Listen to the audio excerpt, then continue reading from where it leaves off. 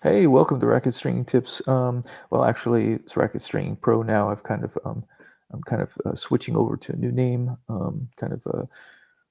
Offering a whole new website, and also I'll be rolling out some new things as well. So some exciting things coming down the road. But anyways, for this video, I just was thinking about this lately as far as buying strings at deep discounts. Hey, we all want to do that. We all want to buy good deals. We all want to be able to, make a little extra on the strings. So when we find a good deal, we'd like to buy more. But what comes along with that? Well, is this string that's maybe been sitting in the factory for a while or a warehouse somewhere? And why is it being discounted? Is it being discounted because possibly it's going to be closed out? And then you might be stuck with a bunch of inventory.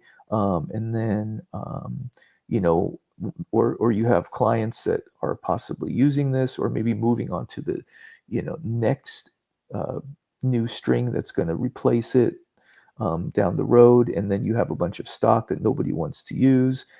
So there's always those kind of things. And so why, and I was thinking, like, why are strings discounted, right?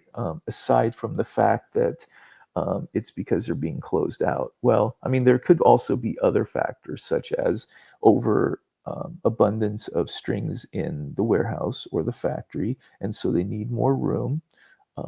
They're checking pricing in the market, maybe in different markets. They want to see maybe what price point is better. And so they're making some price adjustments. It could be competition from maybe other brands that have similar offerings. Um, but I think those are some of the primary reasons. From a marketing standpoint, um, companies are always coming out with fresh ideas, fresh string, repackaging, new materials, kind of just something new, another new product to kind of draw your attention, because that's how they continue to make money. They're not going to continue to make the same money offering the same product over time and time. We know that there's some strings that have been around for a long time, 20 plus years. Wilson NXT, Prince Duraflex, those kind of strings have been around for a long time. They're true winners. They're going to continue to be there.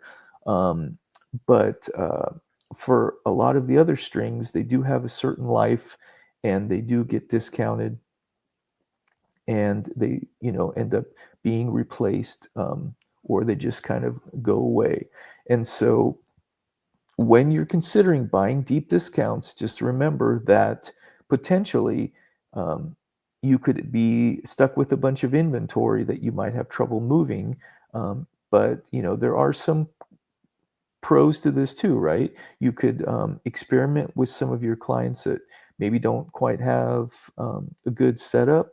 And so you've got some discounted strings. You can try some different things, because, although they might not ultimately be going with one of these specific strings, they might be going with a type of a string. So if it's a multi-filament that happens to be arm friendly, then they might like something like that. And then you can later on get them in something that's out there, that's new in the market, which has some of the similar type characteristics. So of course that um, can be a positive. And I'll probably do this in another video and kind of talk about storing strings, especially over time, and what that means, and some implications there. But as far as today's video, I just kind of wanted to talk a little bit about buying discounted strings. And it's not always maybe as great as it seems. I mean, we all want to get discounts, but you always got to be thinking that this could be a time that they're closing out a string, or maybe just closing out a color, or they're going to be rolling out something new in the near future. So just always keep that in mind, and be careful how deep you go with some of the strings, especially if you're not sure how you're going to move them quickly. So yeah, I just wanted to kind of throw that out. I want to get your ideas, your opinions, your feedback from that. So please leave a comment. I'd appreciate that.